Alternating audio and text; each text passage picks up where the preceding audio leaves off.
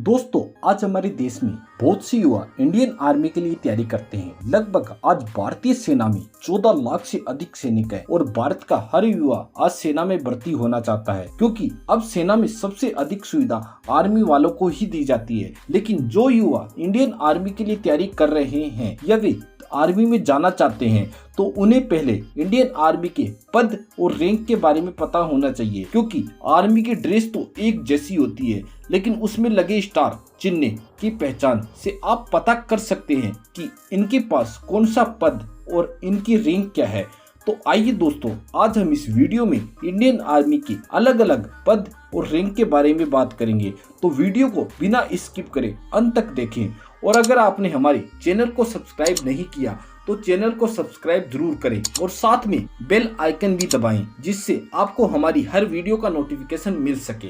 तो आइए दोस्तों, हम अपने टॉपिक पे बात करते हैं। Number 1, field marshal. Field marshal Indian army में सबसे बड़ी रैंक होती है। हालांकि कुछ समय पहले सरकार द्वारा इस रैंक को निरस्त कर दिया गया है। ये पद अधिकारी को किसी भी समान स्वरूप दी जाती है जब वे किसी मिशन में अपनी महत्वपूर्ण भूमिका निभाते हैं और उस मिशन को सफल बनाते हैं। अभी तक भारत में सिर्फ 2 ऑफिसर के ये रैंक दी गई है। ये पद किसी को भी नियमित रूप से नहीं दिया जाता। Number 2, general. जनरल, जिसे हम सेना के प्रमुख के नाम से भी जानते हैं या कमांडर इन चीफ के नाम से भी जाना जाता है, ये इंडियन आर्मी में सबसे बड़ी रैंक होती है। आप इनकी वर्दी पर एक क्रॉस बटन लगा होता है और 5 बिंदुओं के स्टार के साथ एक अशोक स्तंभ लगा हुआ होता है।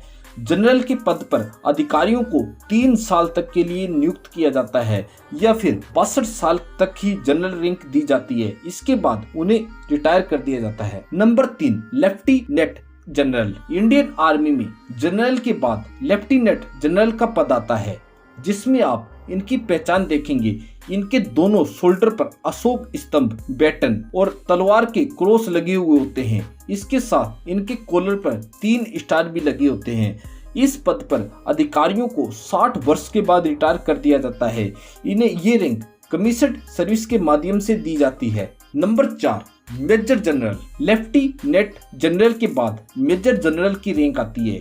इनके दोनों शोल्डर पर एक कैंची और डंडा क्रॉस में लगे हुए होते हैं और इसके बीचों बीच एक स्टार लगा हुआ होता है और इनके दोनों कॉलर पर 2 स्टार लगे होते हैं। मेजर जनरल को 58 वर्ष की आयु में रिटायर कर दिए जाते हैं। Number 5, brigadier. मेजर जनरल के बाद ब्रिगेडियर की वर्दी पर शोल्डर में एक अशोक स्तंभ और 3 स्टार लगे होते हैं। ये 56 वर्ष तक ही अपनी सेवा देते हैं, उसके बाद में रिटायर कर दिए जाते हैं। Number 6, colonel. ब्रिगेडियर के बाद कर्नल की रैंक आती है। कर्नल की वर्दी में शोल्डर पर अशोक स्तंभ के साथ दोनों कंधों पर 2 स्टार लगे होते हैं और कॉलर में मैरून रंग का पेच भी होता है, जो कमांडिंग ऑफिसर का सिंबल होता है। इनका रिटायरमेंट 54 वर्ष की आयु तक कर दिया जाता है। Number 7, lieutenant colonel. कर्नल के बाद लेफ्टिनेंट कर्नल की रैंक आती है। ये रैंक प्राप्त करने के लिए 13 साल की सेवा करना अनिवार्य होता है।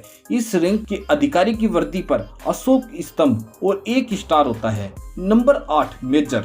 लेफ्टिनेंट कर्नल के बाद मेजर की रैंक के अधिकारी आते हैं। इनकी वर्दी पर एक अशोक स्तंभ लगा होता है। इसके अलावा मेजर के पद पर 2 साल की सेवा के बाद प्रमोशन भी किया जा सकता है। Number 9, captain. मेजर के बाद कैप्टन का पद आता है।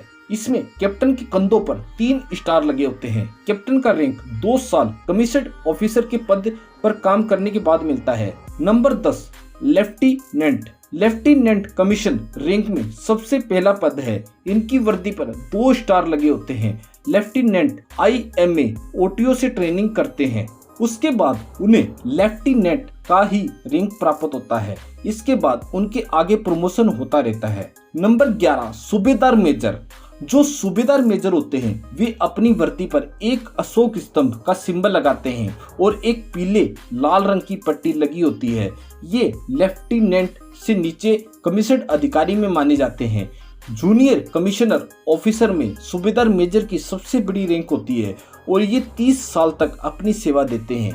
नंबर 12, सूबेदार। इसमें सूबेदार की वर्दी पर 2 स्टार लगे होते हैं और 2 लाल स्ट्रिप के बीच एक पीले रंग की स्ट्रिप होती है। सूबेदार 28 वर्ष तक अपनी सेवाएं देते हैं, इसके बाद रिटायर हो जाते हैं या फिर 52 वर्ष की ही नौकरी कर सकते हैं। नंबर 13 नायाब सूबेदार। सूबेदार के बाद नायाब सूबेदार की रैंक आती है।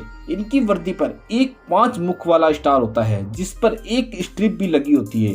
इनका रिटायरमेंट 28 वर्ष की सेवा देने के बाद कर दिया जाता है। नंबर 14 हवलदार। नॉन कमिश्नर ऑफिसर में हवलदार का सबसे बड़ा पद होता है। इनकी वर्दी पर लाल पीले रंग की 3 स्ट्रिप लगी होती है जो वी आकार में होती है। हवलदार का रिटायरमेंट 24 वर्ष की सेवा के बाद कर दिया जाता है। नंबर 15 नायक। हवलदार के बाद नायक की रैंक आती है। इनके बाएं कंधे पर वी आकार की 2 स्ट्रिप होती है।